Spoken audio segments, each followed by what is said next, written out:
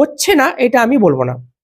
আমি ওই প্রথমেই আপনাকে বললাম যে শিক্ষকতা সেটা অবশ্যই একটা নোবেল প্রফেশন, সেটা তো অবশ্যই অনেকে ফোকাস করে বা লক্ষ্য করে থাকে, সেটা তো অবশ্যই লক্ষ্য থাকা উচিতও। কিন্তু তার বাইরে যে চাকরি পরীক্ষা হচ্ছে না বা চাকরি পাচ্ছে না এটা আমি বলবো না। আমার যারা একসঙ্গে যারা প্রস্তুতি আমরা নিতাম, আমরা তো mainly PSC, rail, sub selection commission এগুলোর প্রস্তুতি নিতাম।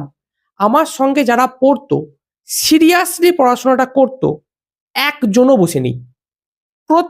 প্রত্যেকের জায়গার মতো চাকরি পেয়ে গেছে। আমি হয়তো ১ বছর আগে পেয়েছি, কেউ ১.৫ বছর পরে পেয়েছে, কেউ হয়তো এখনো স্ট্রাগল করছে কিন্তু পেয়ে যাবে।